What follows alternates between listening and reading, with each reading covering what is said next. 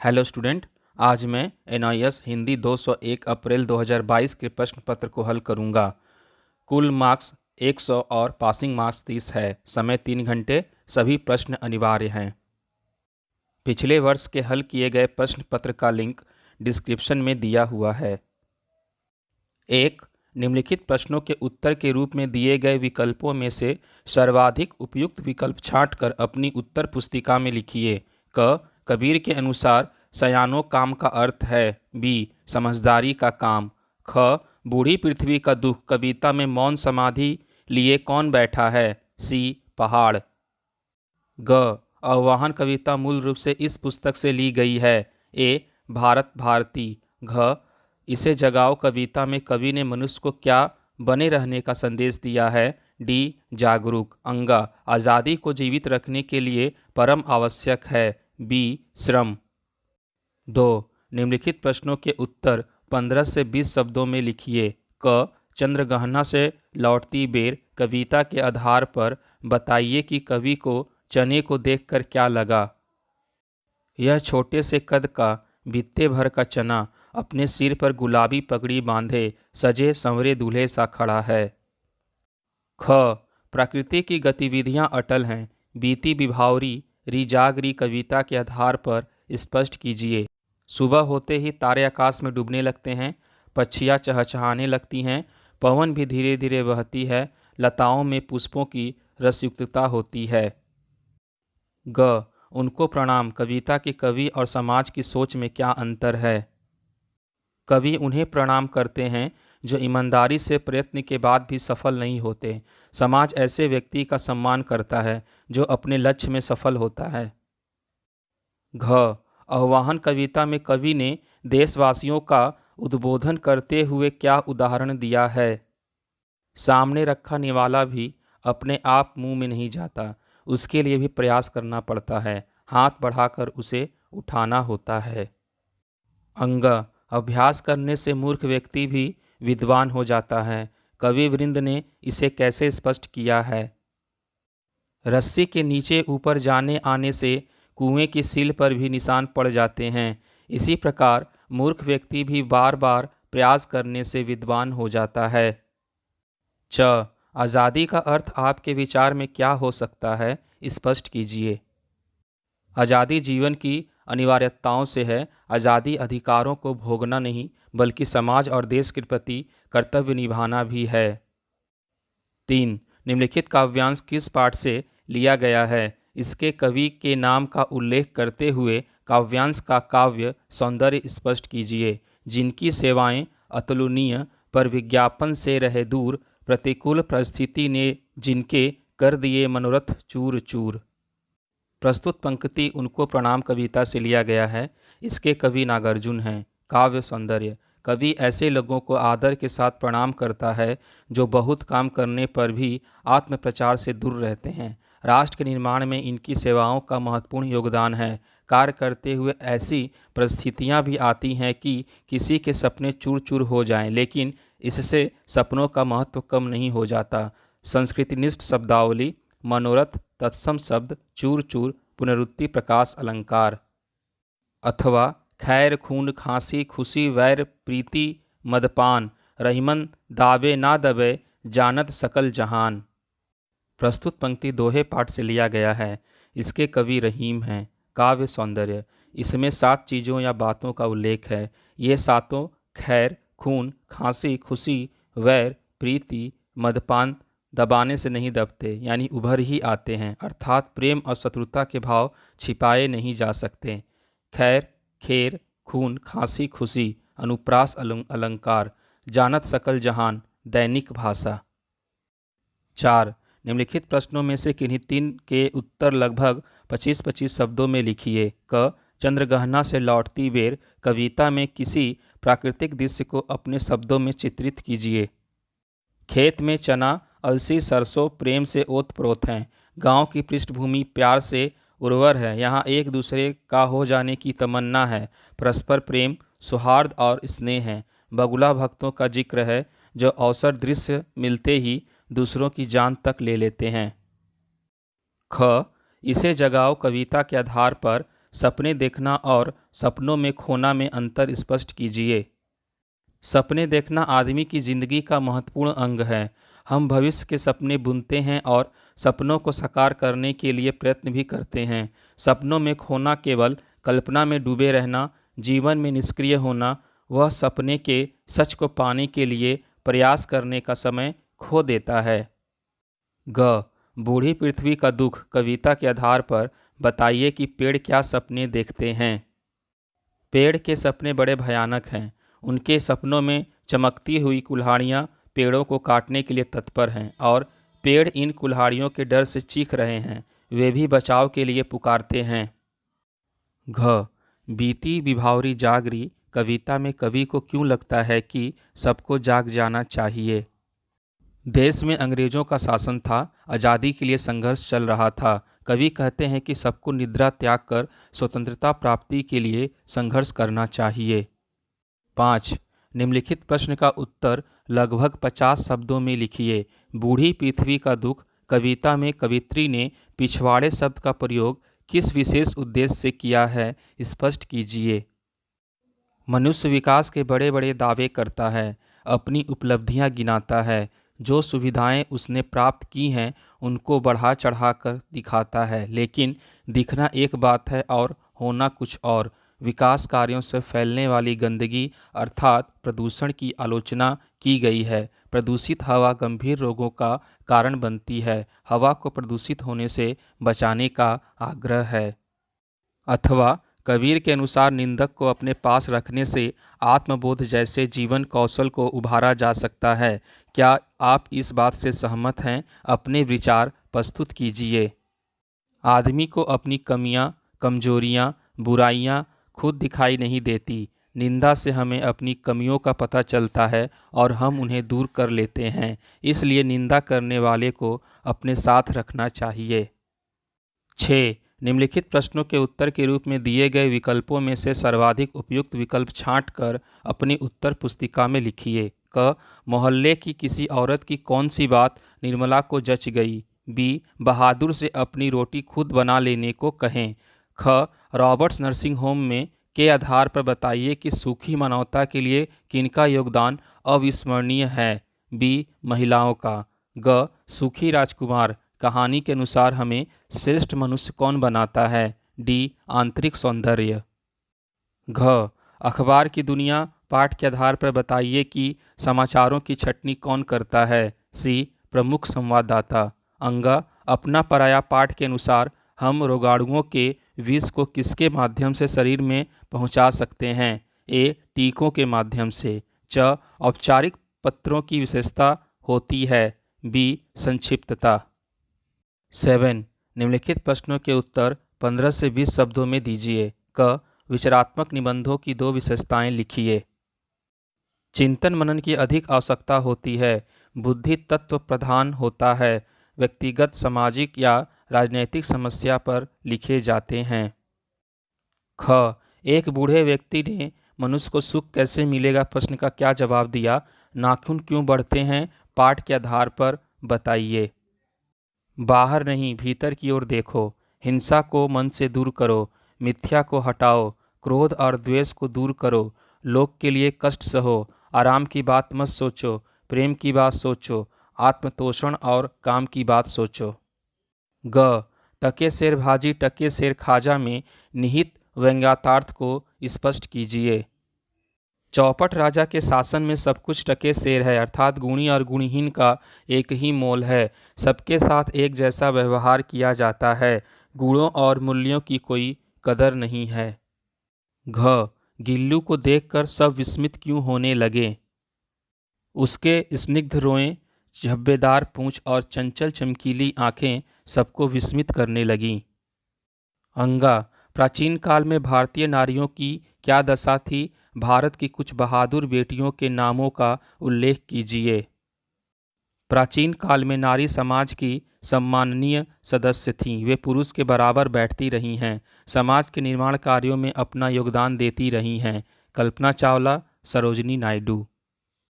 च शतरंज के खिलाड़ी कहानी के माध्यम से प्रेमचंद क्या संदेश देना चाहते हैं। जनता और नेतृत्वशील वर्ग को आलस्य तथा विलास त्यागने तथा एकजुट होकर संघर्ष करने का संदेश दिया है। 6. कविता गद्य के समान क्यों नहीं पढ़ी जा सकती? कविता में भाव होते हैं, प्रवाह होता है और संगीत होती है। कई बार शब्दों के दोहरे अर्थ होते हैं। 8. निम्नलिखित गद्यांश को ध्यानपूर्वक पढ़िए और पूछे गए प्रश्नों के उत्तर लिखिए। इधर देश की राजनीतिक दशा भयंकर होती जा रही थी। कंपनी की फौजें लखनऊ की तरफ बढ़ चली आती थीं। शहर में हलचल मची हुई थी। लोग बाल बच्चों को लेकर देहातों में भाग रहे थे, पर हमारे दोनों खिलाड़ियों को इसकी जरा भी फिक्र नहीं थी। वे घर से आते तो गलियों में होकर, डर था कि कहीं किसी बादशाही मुलजिम की निगाह न पड़ जाए जो बेकार में पकड़े जाएं। हजारों रुपए सालाना की जागीर मुफ्त ही हजम करना चाहते थे। क. यह गद्यांश किस पाठ से है? इसके लेखक कौन हैं? शतरंज के खिलाड़ी मुंशी प्रेमचंद्र। ख. उपयुक्त गद्यांश की भाषा शैली पर टिप्पणी लिखिए। कहानी भाषा की दृष्टि से अन्य कहानियों से भिन्न है। इसमें अरबी फारसी के शब्दों का प्रवाहमय प्रयोग किया गया है। साथ ही तत्सम और तद्भव शब्दों का भी इस्तेमाल है। कहीं कहीं अंग्रेजी के शब्द भी हैं। इस कहानी में हिंदी भाषा का एक भिन्न रूप है जिसे हिंदुस्तानी कहा जाता है। ग. देश की राजनीतिक दशा कैसी थी? ऐसे में दोनों खिलाड़ियों की कर्तव्यहीनता आपको क्या सोचने पर मजबूर करती है? राजनीतिक दशा भयंकर होती जा रही थी। कंपनी की फौजें लखनऊ की तरफ बढ़ रही थी। शहर में हलचल मची हुई थी। लोग बाल बच्चों को लेकर देहातों में भाग रहे थे। जिस प्रकार युद्ध के मैदान में बचाव और आक्रमण का महत्व होता है, वैसे ही शतरंज के खेल में भी। प्रेमचंद इस कहानी के माध्यम से यह कहना चाहते हैं कि मिर्जा और मीर जैसे लोग यदि अपना दिमाग देश के बचाव में लगाते तो गुलामी से बचा जा सकता था।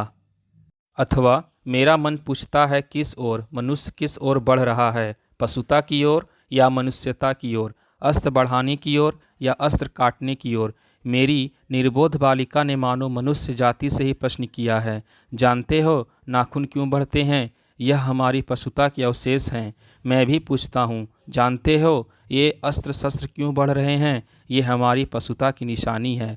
भारतीय भाषाओं में प्रायः ही अंग्रेजी के इंडिपेंडेंस शब्द का समानार्थक शब्द नहीं व्यवहृत होता।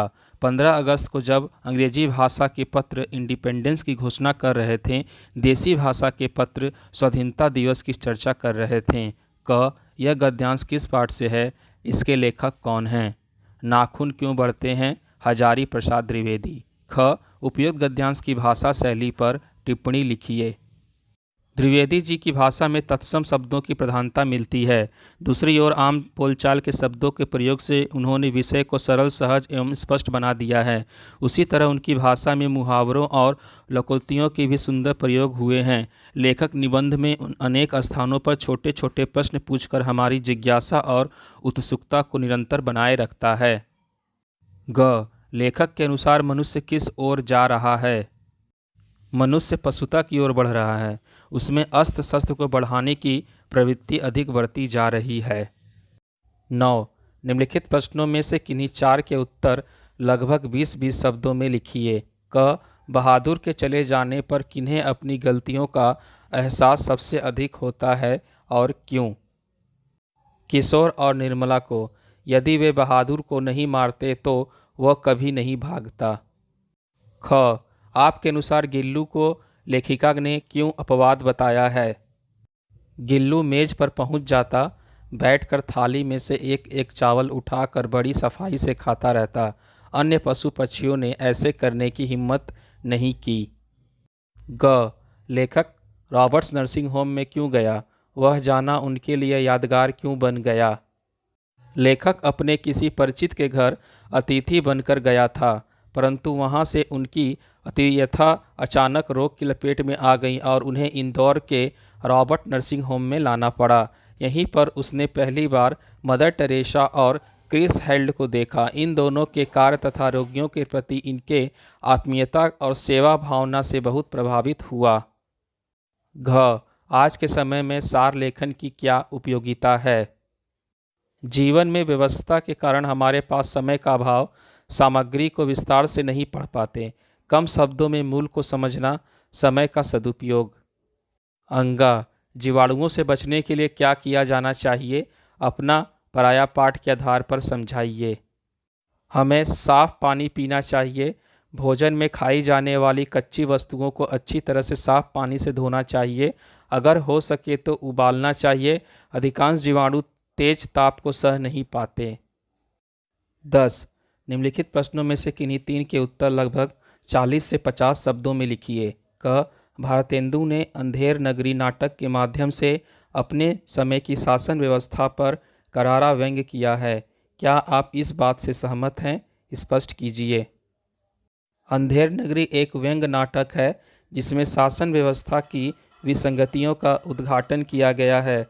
अंधेर नगरी का आशय है ऐसी नगरी जहां तानाशाह की सत्ता है, न्याय का आडंबर होता है और जनता का शोषण किया जाता है। ऐसी नगरी में गुणवान और गुणहीन लोगों में कोई भेद नहीं किया जाता। इस नाटक में एक राजा की कहानी के माध्यम से अंग्रेजी शासन व्यवस्था पर करारी चोट की गई है। ख. लेखक ने राजकुमार को सुखी राजकुमार क्यों कहा? प्रतिमा बनने के बाद राजकुमार के व्यक्तित्व में क्या अंतर आया और क्यों? राजकुमार आनंद महल में रहता था। उसके चारों ओर केवल ऐश्वर्य और वैभव था। इसी कारण वह अपने में मग्न रहता था। वह वास्तविकताओं को जानना ही नहीं चाहता था। वह आत्म केंद्रित था। मूर्ति बनने पर उसे दूसरों के दुख दिखाई देने लगे। उसके चारों ओर सुख सुविधाओं की दीवार टूट चुकी थी। अब वह दूसरों के दुख दूर करना चाहता है। ग. क्या बेटी बचाओ बेटी पढ़ाओ के नारे को सार्थक करने में भारत की ये बहादुर बेटियां फीचर किस प्रकार योगदान दे सकता है? अपने विचार व्यक्त कीजिए। प्राचीन काल से ही नारियां अपने देश में पुरुष के बराबर बैठती रही हैं और समाज के निर्माण कार्यों में अपना योगदान देती रही हैं। आधुनिक काल में भी नारी एक बार फिर से अपनी पूरी क्षमता, शक्ति और साहस के साथ समाज में दिखाई देने लगी। शिक्षा के प्रचार प्रसार से वह पूरी तरह आत्मविश्वास से भर गईं। आधुनिक समय में देश के निर्माण में उनका योगदान हर एक क्षेत्र में है। घ. पत्र लेखन को कला क्यों कहा जाता है? आपके विचार में पत्र की क्या विशेषता होती है? विचारों को व्यवस्थित रूप में प्रस्तुत करना कला होती है। अच्छा पत्र आत्मीयता से भरा होता है। ऐसे पत्र लिखने वाले पत्र प्राप्तकर्ता के मन में एक छाप छोड़ देते हैं। इन्हें कभी भी पढ़ा जा सकता है और कितनी ही बार पढ़ा जा सकता है। पिछले वर्ष के हल किए गए प्रश्न पत्र का लिंक डिस्क्रिप्शन में दिया हुआ है। 11. निम्नलिखित काव्यांश को ध्यानपूर्वक पढ़िए और पूछे गए प्रश्नों के उत्तर दीजिए। कश्मीरी केसर क्यारी, कुम्हलाए नहीं हिमगिरी के हिम में, आग कहीं लग जाए नहीं, अब लच्छ लच्छ भूज, कोटि कोटि भूज होने दो, लो उठो इतस्ता पर कुर्बानी बोने दो, संग संग डोले भूदान पथी बलिदान पथी, चढ़ जाए धरा से सूर्य किरण पर राग रथी, मरने का मूल्य न जीना आज बिगाड़ सके, प्रत्येक सिंह अपनी 10 दिशा दहाड़ सके। क. हिमगिरी के हिम में आग लगने से कवि का क्या आशय है? हिमालय के पर्वतीय क्षेत्र में ही अशांति न फैल जाए, यहाँ शांत जीवन व्यतीत करने वाले लोग अत्यधिक उत्तेजित न हो जाएं। ख. कश्मीरी केसर क्यारी कुम्हलाए नहीं कथन का क्या भाव है? केसर उगाने वाले कश्मीर में निराशा न व्याप्त हो। ग. भूदान पथी और बलिदान पथी से कवि क्या कहना चाहता है? भूदान पथी, भूदान के मार्ग पर चलने वाले जैसे विनोबा भावे। बलिदान पथी, बलिदान के राह पर चलने वाले शहीद क्रांतिकारी। अब इन्हें एक ही मार्ग पर चलना होगा। घ. काव्यांश की आखिरी पंक्तियों से आप क्या समझते हैं? बलिदान की उच्च भावना को जीवन जीने का मोह प्रभावित नहीं कर सके। देश के लिए मर मिटना अधिक महत्वपूर्ण है। जीवन जीने की लालसा उस पर हावी नहीं होनी चाहिए। अंग. अलंकार का नाम लिखिए। प्रत्येक सिंह अपनी दशा दिशा दहाड़ सके। अनुप्रास और रूपक अलंकार। 12. निम्नलिखित गद्यांश को ध्यानपूर्वक पढ़िए और पूछे गए प्रश्नों के उत्तर दीजिए। संस्कृति एक प्रकार की संस्कारात्मक परिणति है। संस्कृति का संबंध संस्कार से है। यहाँ संस्कार का अर्थ मनुष्य की मानसिक शिक्षा, परिष्कार और बुद्धिमत्ता से है, जो सतत विकास की ओर अग्रसर रहती है। समुदायों, जातियों, संप्रदायों, मतों के बीच आपसी आदान प्रदान से संस्कार और संस्कृति का निर्माण होता है। यह एक ऐसी प्रक्रिया है जो सतत गतिशील है और जिसमें निरंतर परिवर्तन होता रहता है। भारतीय संस्कृति की मूल धारा एक रही है। इस धारा से जाति, धर्म, समुदाय, व्यक्ति समय समय पर प्रभावित होते हैं और इससे प्रभावित भी करते हैं। भारतीय संस्कृति का प्रसार भारतीय उपमहाद्वीप के बाहर भी हुआ है।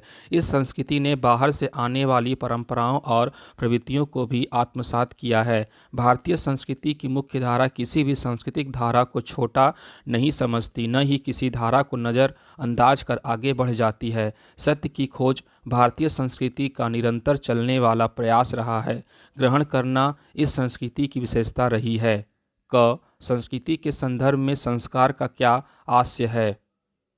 संस्कृति का संबंध संस्कार से है। मनुष्य की शिक्षा, परिष्कार एवं बुद्धिमत्ता, इनका लगातार विकास होता रहता है। ख संस्कार और संस्कृति का निर्माण कैसे होता है? समुदायों, जातियों, संप्रदायों, मतों के मध्य आपसी आदान प्रदान से संस्कार और संस्कृति का निर्माण होता है। ग भारतीय संस्कृति की धारा किस किस से प्रभावित हुई है? भारतीय संस्कृति की धारा जाति, धर्म, समुदाय और व्यक्ति से प्रभावित होती रहती है तथा इन्हें प्रभावित भी करती रही है। घ ग्रहण करना भारतीय संस्कृति की विशेषता कैसे है? यह संस्कृति सबको साथ लेकर चलती है और उनकी अच्छी बातें ग्रहण करती रहती है। अंगा इस गद्यांश का उपयुक्त शीर्षक लिखिए। भारतीय संस्कृति। 13 निर्देशानुसार उत्तर दीजिए। क किसी एक समस्त पद का विग्रह करते हुए समास का नाम लिखिए। गुरु दक्षिणा अथवा यथाविधि। गुरु के लिए दक्षिणा तत्पुरुष समास। विधि के अनुसार अव्ययी भाव समास। ख संधि विच्छेद कीजिए। सूर्य उदय, श्रद्धानंद। सूर्य प्लस उदय, श्रद्धा प्लस आनंद। ग उत और स उपसर्ग से एक एक शब्द बनाइए। उत्कर्ष, सफल। घ आई प्रत्यय से दो शब्द बनाइए। मोटाई, लड़ाई। अंगा संयुक्त वाक्य में बदलिए। भोर होते होते हम लोग मुरादाबाद पहुँचे। भोर हुई और हम लोग मुरादाबाद पहुँचे। च रचना के आधार पर वाक्य भेद लिखिए। जैसे ही गार्ड ने हरी झंडी दिखाई, रेलगाड़ी चल पड़ी। मिश्र वाक्य। छ निम्नलिखित वाक्यांशों के लिए एक शब्द लिखिए। 1 जिसे क्षमा न किया जा सके, अक्षमय। 2 जहाँ कोई न रहता हो, निर्जन। ज 2 पर्यायवाची शब्द लिखिए। आभूषण अथवा पथ। आभूषण गहना, जेवर। पथ रास्ता, मार्ग। झ किसी मुहावरे का वाक्य प्रयोग कीजिए। आकाश पताल एक करना अथवा गांठ बांधना। आकाश पताल एक करना। रमेश ने नौकरी लगने के लिए आकाश पताल एक कर दिया, तब जाकर उसे नौकरी मिली। गांठ बांधना, तुमने तो उस बात को लेकर गांठ बांध ली है। इयां वाक्य को शुद्ध रूप में लिखिए। नेता को हमेशा जनता के भले कल्याण की बातें सोचनी चाहिए। नेता को हमेशा जनता के कल्याण अथवा भले की बातें सोचनी चाहिए। 14 निम्नलिखित गद्यांश का सार लगभग 1/3 शब्दों में लिखिए। मनुष्य का पुरुषार्थ। मनुष्य ने अपने पुरुषार्थ के बल पर अनाज उगाई, धरती से रत्न निकाले और बड़े बड़े संकटों पर विजय पाई। भाग्यवादी और आलसी केवल ईश्वर को पुकारता है, जबकि पुरुषार्थी अपने कार्य के बल पर भाग्य को भी बदल देता है। विश्व की उन्नति का आधार मनुष्य का पुरुषार्थ है, भाग्य नहीं। 15 कोरोना संकट के चलते सफाई और सामाजिक दूरी का महत्व समझाते हुए अपने मित्र को पत्र लिखिए। नई दिल्ली, दिनांक 10/9/2022। प्रिय मित्र, सप्रेम नमस्ते। हम सभी यहाँ सकुशल हैं। आशा करता हूँ कि तुम्हारा स्वास्थ्य भी अच्छा होगा। जैसा कि तुम जानते हो कि कोरोना महामारी की वजह से पूरा विश्व प्रभावित हुआ है। मित्र, अपने तथा अपने परिवार के सदस्यों के स्वास्थ्य की रक्षा के लिए कोरोना वायरस के बचाव के उपायों को अपनाना जरूरी है। चूँकि कोरोना वायरस स्पर्श संचारी बीमारी है, इसलिए हमें मास्क पहनना चाहिए और अपने हाथों की सफाई रखनी चाहिए। हमें बार बार हाथों को साबुन से धोना चाहिए या सैनिटाइजर का उपयोग करना चाहिए। 2 गज की दूरी का भी ख्याल रखना चाहिए। इस सारे उपायों से हम कोरोना को फैलने से रोक सकते हैं। घर पर रहें और सुरक्षित रहें। तुम्हारा अभिन्न रमेश। अथवा आतंकवाद की समस्या पर अपने विचार प्रकट करते हुए जन जागरण पत्रिका के संपादक को पत्र लिखिए। सेवा में संपादक महोदय, जन जागरण साप्ताहिक पत्रिका इंदौर। महोदय, मैं आपकी लोकप्रिय पत्रिका के माध्यम से आतंकवाद की समस्या पर अपने विचार प्रस्तुत करना चाहता हूं। देश के अधिकांश शक्ति और धन आतंकवाद को रोकने के उपायों पर खर्च किया जा रहा है। सारे देश में एक भय सा व्याप्त हो गया है। कश्मीर और पूर्वी राज्य भी आतंकवाद के चंगुल से छूट नहीं पाए हैं। आतंकवाद से किसी का कुछ भला नहीं होने वाला है। इस आतंकवाद ने कश्मीर के पर्यटन उद्योग को चौपट करके रख दिया है। सरकार को आतंकवादियों के साथ सख्ती से निपटना चाहिए। इस कार्य में राजनीतिक दखलंदाजी को कतई बर्दाश्त नहीं किया जाना चाहिए। सभी राजनीतिक दलों को दलगत भावना से ऊपर आतंकवाद को रोकने के उपायों पर आम सहमति व्यक्त करनी चाहिए। धन्यवाद। भावदी उपेंद्र श्रीवास्तव, चैरा बाजार, झबुआ। दिनांक 11 जनवरी 2022। 16। निम्नलिखित में से किसी एक विषय पर लगभग 300 शब्दों में निबंध लिखिए। क, बेरोजगारी की समस्या। ख, ऑनलाइन शिक्षण का महत्व। ग, न रहो न निराश करो मन को। घ, स्वावलंबन एक पहल। गूगल में सर्च कर लें। पिछले वर्ष के हल किए गए प्रश्न पत्र का लिंक डिस्क्रिप्शन में दिया हुआ है।